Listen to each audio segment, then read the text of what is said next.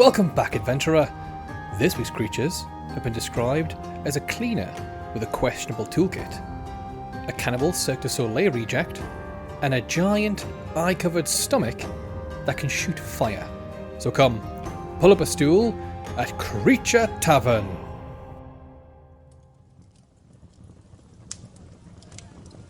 Good to have you back, adventurer. Get in from the rain and mind where you walk. Local Beastmaster's in, so we've got all manner of critters zipping around the place. Get yourself sat down there. You fancy a flight? We've got some tasty new ales and a few new whiskies on the board. You go mull over that while I get into the first creature for the week. The Tenjōname, a yokai from Japanese folklore.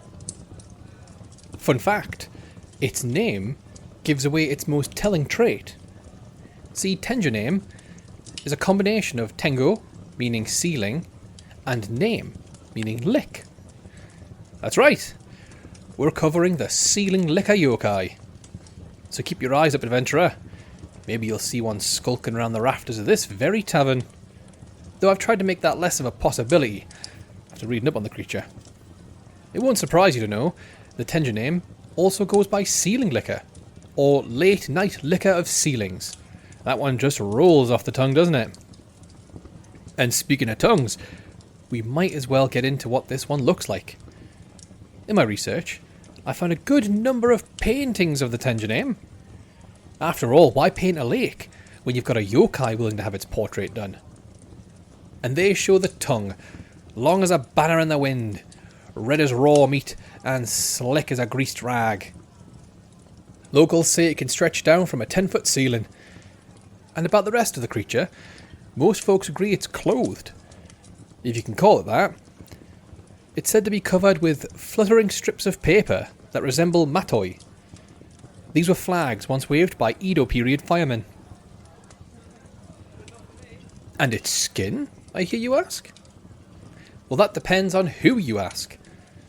The most common description I found in story and stills say it's grey, almost ash-coloured, with a light tint of purple and yellow eyes, like a dim lantern. But there are rarer sightings. In fact, I once shared a bottle of black wine with an off-duty ashwright, who swore up and down that as a lass, she saw one in the rafters of a tall mountain shrine. Said it was blue. Entirely blue. Except for its head. That was more beige. And completely bald. Nice lady. But I wasn't able to corroborate her story. It's still good info to have in your back pocket, though. And it's no surprise she met a Tenjōname in such a tall building. This creature doesn't haunt a specific region. No, this particular yokai haunts the boundaries between places. Questionable places that separate one realm from another, so long as these boundaries meet 4 requirements. They only appear in buildings, that's one, so you're not likely to run into any in the woods or on a beach. And the building must have very high ceilings. That's 2. So high, lantern light ain't got a chance of stepping in the far corners. That's the 3rd requirement, darkness. And lastly, the ledgers I used say that Tenjōname strictly appear only in the colder months. So if you're travelling in your winter guards, you might spy one at your next rest. And if you were wondering how a ceiling is a boundary, well, I wondered that too. It turns out, since the ceiling is a boundary that separates the inside from the out, it's known as a fond gathering place for all sorts of magical creatures. Now let's have a little dig into what the ceiling licker can do. You have any guesses? Aye. Yeah, it won't surprise you to learn that the ceiling licker likes to lick ceilings. This is one of those rare, helpful yokai that spills everything in the name. You'll find them skulking around up there, lapping up old dust, grime, cobwebs, pretty much anything that gathers in those hard-to-reach places. And from what I've been told, these ceiling snacks work like catnip, pulling Tenjōname into our realm. I've also heard that on particularly cold nights, they'll even lick the frost right off. Provided it's a ceiling, of course. These free labour demons couldn't be less interested in anything not on the ceilings. You'll know you've had a Tenjōname stop by Not because your ceilings are now squeaky clean. In fact, quite the opposite. In place of a little dust and a few cobwebs here and there, you'll see dark stains and splotches, like a thick black mould, appear all over the ceiling. Some tomes say these marks also appear on walls and even pillars. And you might not think it's anything serious, at least not at first. But once the dust and spiders return to refill the Tenjōname's lunchbox, they'll leave more and more of these ominous black patches with each visit, till your ceiling's got a Dalmatian's complexion. Considering what some of the previous creatures we've covered do, leaving a little mark or two on the ceiling doesn't sound too bad, does it? My clean-looking adventurer. Well, that all depends on your interior design style, I guess. If you're a fan of hideous human faces... Oh, did I forget to mention that part? Yes, these mouldy stains will in fact resemble faces, human faces, left in a tortured expression. So just make sure to only glance at them every now and then. Folks who've had run-ins with the ceiling lickers say staring too long at these very well illustrated, but equally horrific stain faces will lead you straight to madness. If you lock eyes with them, they'll play this look right back at you, and you're never going to win this staring contest. And the madness, that's you getting off easy. Found a handful of records that say looking at these dark faces is as good as a death sentence, especially if the marks appear above your bed. So if you see a weird ink blotch appear on your ceilings, and it's kind of face-shaped, you better get a bucket, a mop, and a blindfold, and get to work. Now I can see the gears whirring in your head. Why not stay up all night and take the Tenjōname out while its attentions are focused on the ceiling? Well, if only it were that simple. There are a couple of consequences you may suffer. So let's say you're in your bed, and you hear the unmistakable sound of a tongue lapping. If you're not already frozen in fear by this unexpected sound, then according to some legends, if you dare to look upon a Tenjōname mid-shift, you'll simply shiver with fear. So if you weren't already stunned, you are now. Others, well, they see the ramifications are far worse. You won't be scared or disgusted by the sight. You'll just straight up die. Not sure exactly how. All I could uncover was that it'll be instant. So what can you do to prevent or survive an encounter with a Tenjōname? Well, are you ready for some exciting tips? Tip number 1. Don't buy or stay in a home with ceilings too high. A handy check for this is to swing by the place at night. That way you can check how far the light reaches. If the light floods the ceiling in a warm, cozy glow, kind of like here, you'll be safe. But if you find shadows, even just the one, then I'd move on. Or if it's a house share, maybe pick another room. But I wonder how easily you'll sleep knowing you've condemned your roommate to a ceiling licker. It's also good to make sure the ceiling's clean. As you know now, dust, grime, and cobwebs are like drugs to Tenjōname. So when travelling around in the colder months, make sure to pack a duster with a long reach. It might prove mightier than the sword when dealing with this yokai. Lastly, I came across a curious tale of a samurai that managed to capture a Tenjōname and force it to clean his castle's ceilings. It didn't say how the samurai managed this feat though, so if you're feeling up to it, I'd appreciate you testing this one out for me. I'll give you a free drink for every party member you lose. Maximum of 5, mind. Now do excuse me for a minute, adventurer. Need to run a quick lantern sweep. Having a ceiling licker show up would be bad for business. I'll be right back. Oh, who goes there? Oh, it's just you, listener. It's me, your easily spooked Tavernkeeper. Thanks for joining me in episode 11. Glad we've still got your ears. Next, we'll be coming for your fingernails. And then your eyes. I'm not sure where I was going with this, so I'm just going to leave it there. Don't forget, if you post about the show using the hashtag CreatureTavern on Blue Sky, there's a chance your name will feature on the show. Could be you're a rat with a surprising aptitude for cooking. Or maybe a horse-drawn wagon brought to life. Either way, you'll be reimagined as definitely not a Disney IP. And why not put a smile on this keeper's face and share the show with another human being? Let's heal the world of communication, one share at a time. That's enough of whatever this was for now. Thanks again for listening. Now let's get back to the tavern. Well, I've got good news and bad news. Good news, there's no ceiling lickers. Bad news, the ceilings are in a right state. Honestly, I think I'd prefer to find a Tenjōname. At least it'd be in a better shape.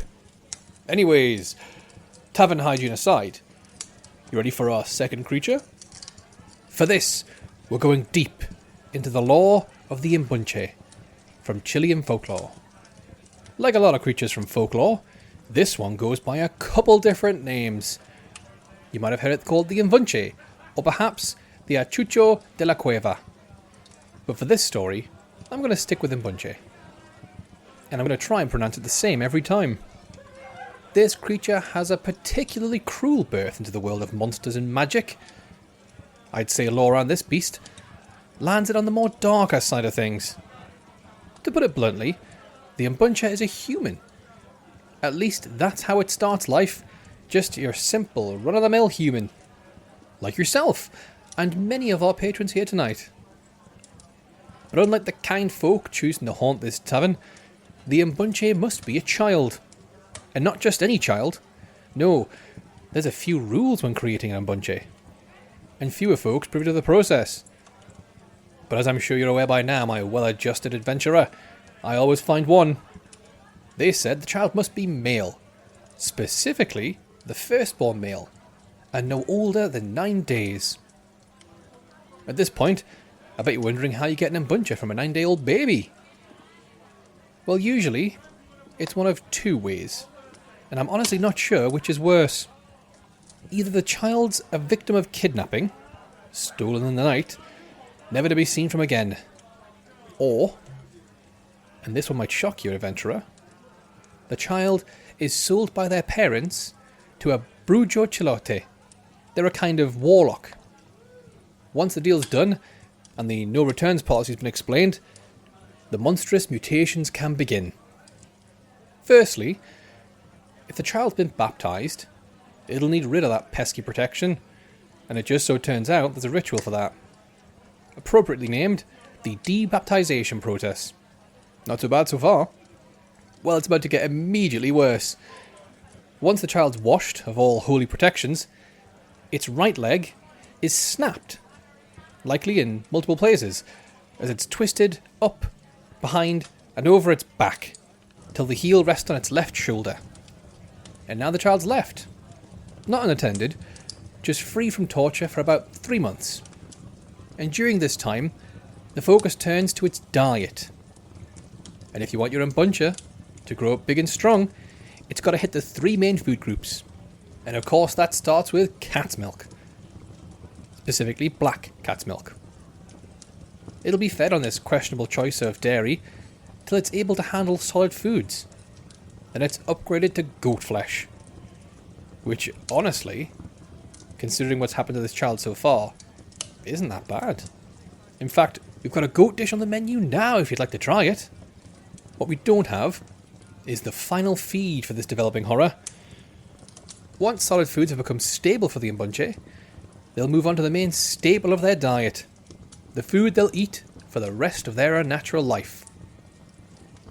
Child's flesh. Yep, this child has been sold by their parents, had its leg broken, and now it's being forced into becoming a cannibal. I did say this was a cruel origin story. After these 3 months, yep, you guessed it, the body horror continues. First, the child's mouth is forcibly held open as its tongue is cut, forked like a serpent's, and each one of its teeth are painfully and slowly filed into a wickedly sharp point. Its skin will have turned blue as the night sky at this point. Sources were a little thin, on what exactly causes this change. Personally, I suspect it's due to the cat's milk and cannibalism, but it ain't all doom and gloom, as once the filed teeth have been done, the warlocks will take a break from torturing this child and rub a soothing black magic ointment all over its back, only for this to turn out to be another step in the process, as now the Imbunche's back is covered in a thick carpet of hair. Seems this kid can't catch a break. And finally, the child's head will be gradually twisted 180 degrees. An agonising process that'll further torture the child for weeks. And that's commonly where the transformation ends. But there were a few tales that say further torture is endured. These tales go on to say that the final step in creating an Imbunche is to make an incision in the right shoulder, take one of the arms, typically the right, break that, insert it into the new wound and sew it up. However, I will say that this procedure doesn't appear in most common writings. Regardless of that final act, whatever remained of the kidnapped child is no more. With the mutation and magic complete, an Imbunche is born. How are you doing, adventurer? That was one of the tougher origins, I know. And if you're interested in seeing one in the wild, or maybe you'd prefer to avoid these blue crawlers entirely, then you'll want to steer clear of the coasts of northern Patagonia in the Los Lagos region of Chile. Specifically, the Archipelago Islands. Folks around there say this creature is supernaturally tied to the territory. But if you're brave enough to venture to these islands, you'll likely find the Imbunche in caves.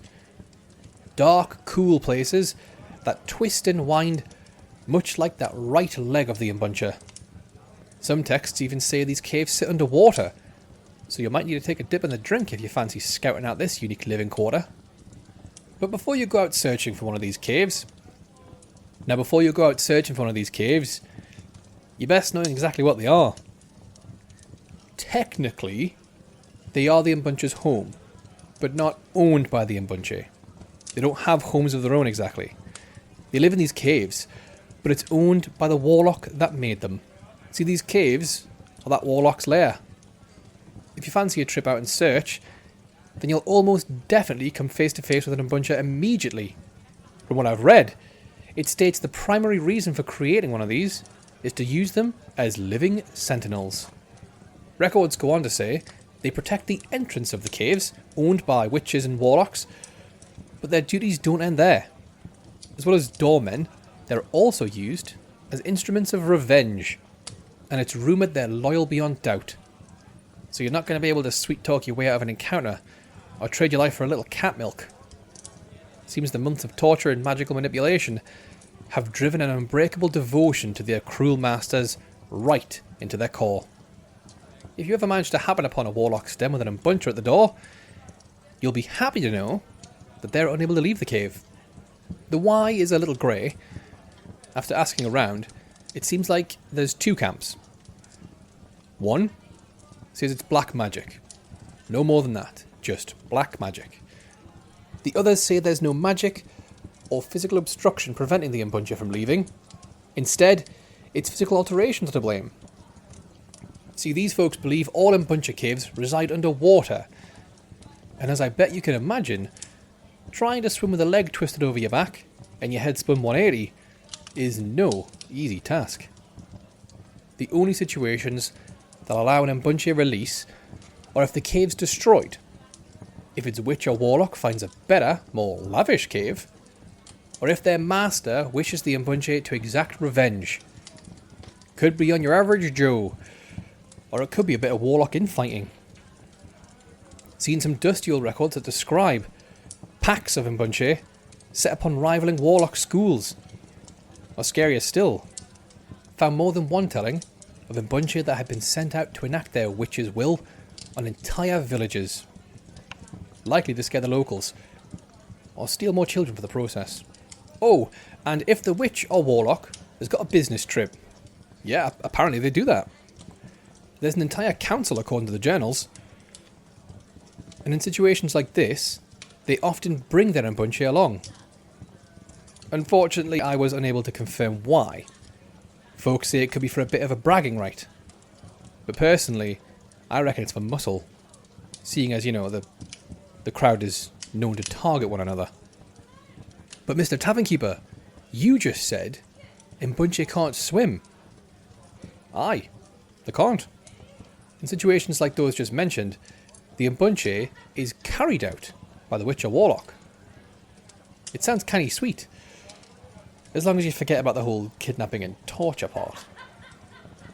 Once they're out and on task, Imbunche are said to move around on one foot. Suppose it'll be hopping round, but that seems to be the lesser seen method.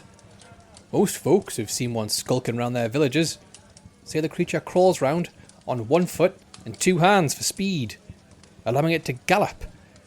They're also unable to speak. The Imbunche development program doesn't include a speaking portion.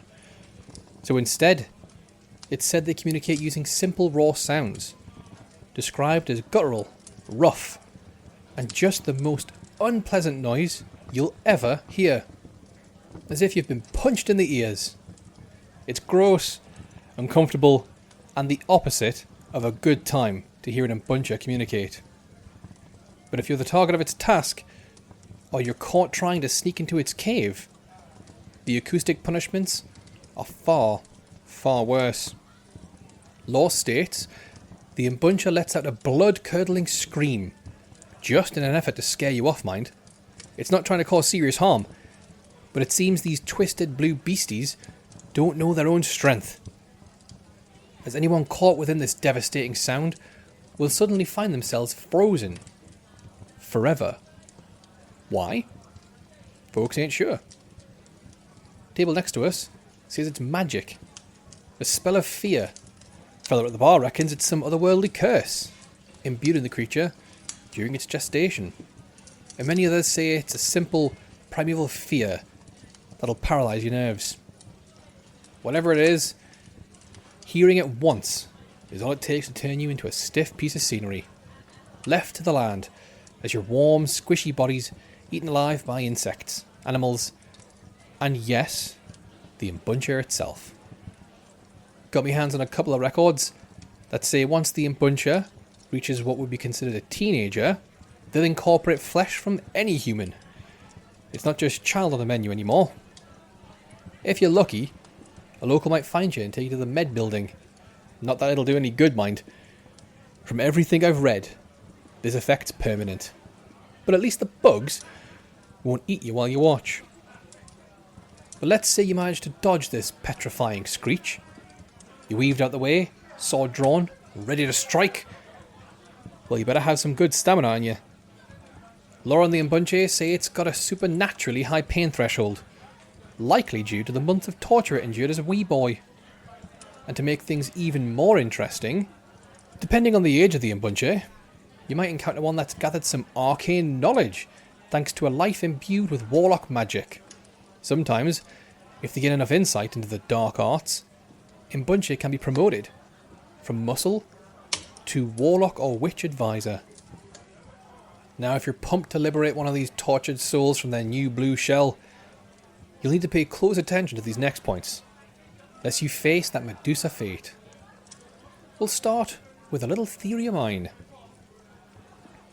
I reckon you might survive the Imbunche's banshee screech if you stick a couple of wet rags in your ears. Should be enough to block any sound. But there's a little disclaimer here. This is only going to work if there's no spell or curse attached to the creature's cry. So maybe get a party member to try this one out first.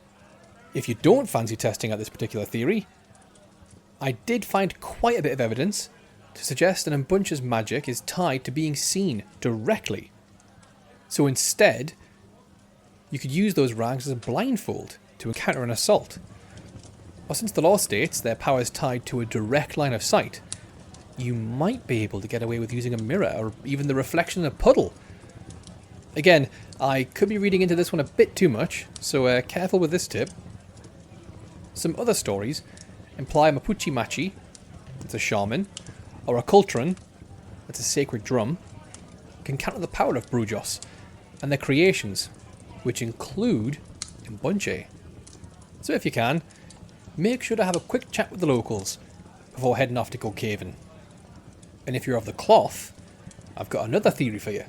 Remember the first step in creating an Imbunche? Yes, the debaptization process. Well, why not try baptizing it again? I couldn't find any information to help this theory, but it sounds like it'll work.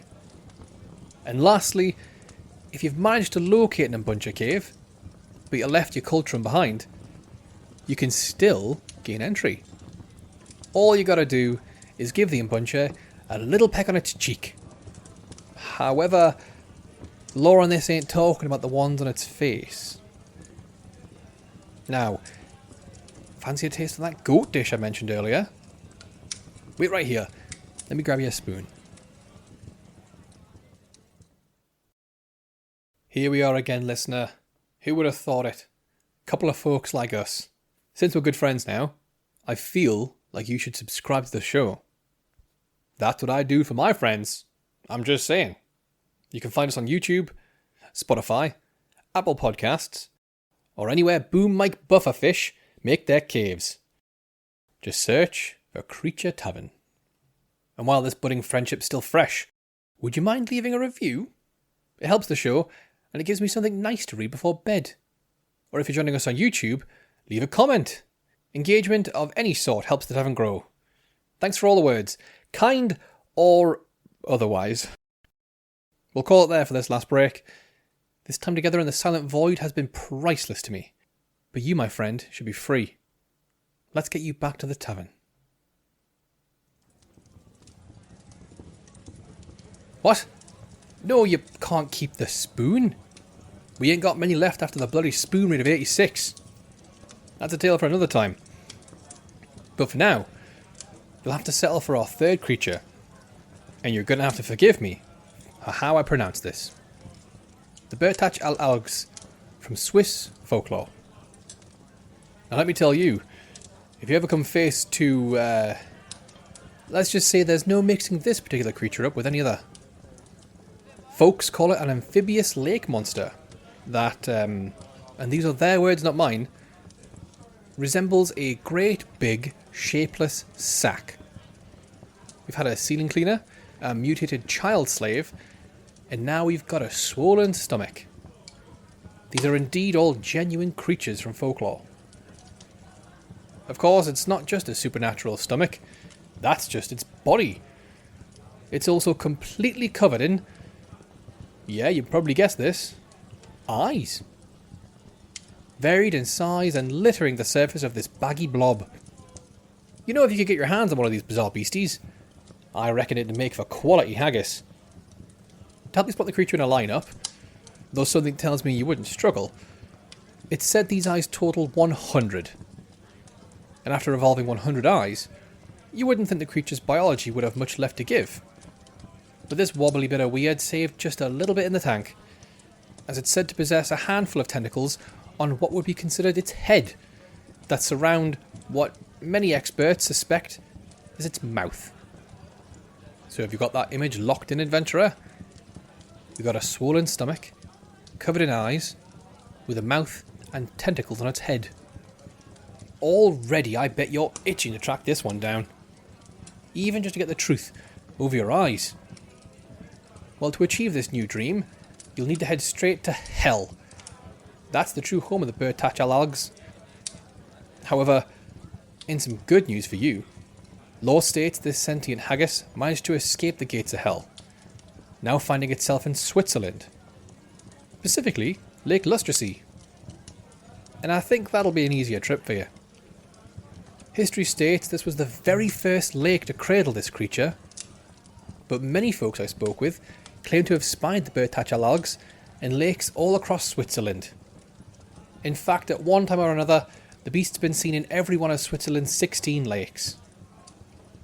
It's even said the stomach's been spotted drifting in the waters of Austria, Germany, and France.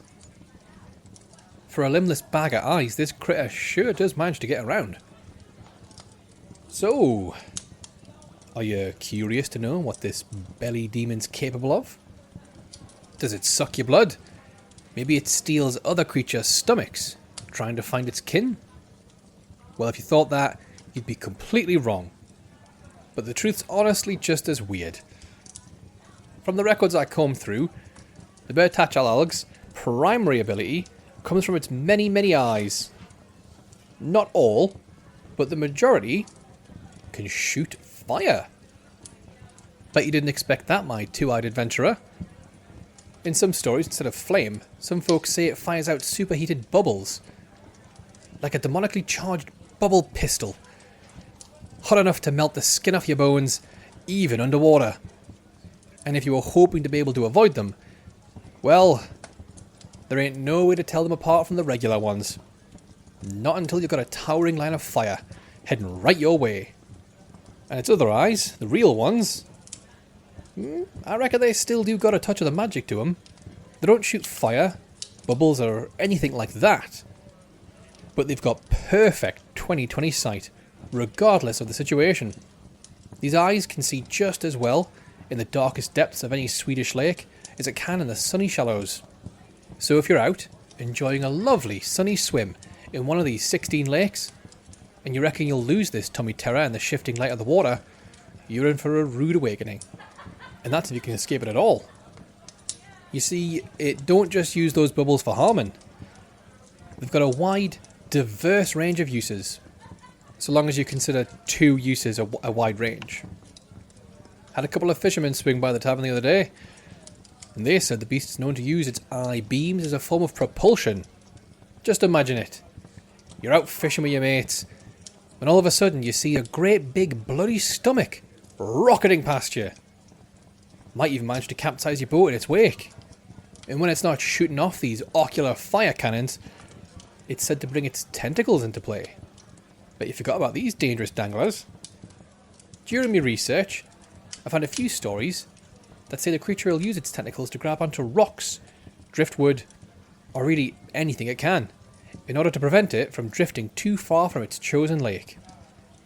And like that fiery stare, these tentacles have another use. The Buratsche-al-Ilgs enjoys using these to grab its lunch. Usually a fish that took a wrong turn, but sometimes a fisherman dragged straight from their boat, or a little lamb that wandered too close to the shore, or even a child and her dog just sitting on a jetty, each one oblivious to the shapeless horror bounding towards them. In fact, this has become such a frequent occurrence that fishermen, shepherds, children, really anyone who'll listen, are warned from visiting waters suspected of housing a Buratsche-al-Ilgs. Now I see your brow furrowing. You've got a question on your brain. If everyone leaves the lake, won't the beast just waste away once it's eaten what little fish remain? Well, in the case of the Buratsche-al-Ilgs, absolutely not. Records on the creature say it's a filter feeder and a carnivore, so it'll eat any and everything. If the locals get spooked and the fish run dry, it'll happily survive on plankton and any other microorganisms till the heat's died down. Then with a volley of flame, it'll nick your dog. Now, let's get on to the battle plan to beat the belly. We're going to start off with another one of my famous theories. You heard at the start that the Buratsche-al-Ilgs was originally a resident of hell, so that should hopefully mean that it's allergic to the divine. Like I said, this is a theory, but it don't hurt to bring a holy symbol or two. Make sure you pack a priest in your party. I'm sure they'll have lots of tricks of their own. Also, remember that jet propulsion? It looks kinda nasty on paper, but when researching this unusual talent, there was nothing to say it's got any sort of control over it. It might be one big great burst, so if you're quick enough to dodge a wrench, you're quick enough to dodge a Buratsche-al-Ilgs. And you can always use your sword, staff, or whatever that thing is you've got hanging off your belt there. When looking around, there weren't anything to suggest this creature's hide is anything special. So long as you can avoid the fire and tentacles, you might just return from the encounter one swollen, eye-covered stomach richer. And with that, we're finished with our last creature for the week. We've learned that spiders' webs may be tastier than we think, why parents don't give cat milk to their kids, and if you've ever felt bad about your image, At least you've never been described as a swollen stomach. Now that bell means it's last call here at Creature Tavern. So grab yourself one more drink for the road, and until next time, tread carefully, adventurer. You never know when you might wander into the weird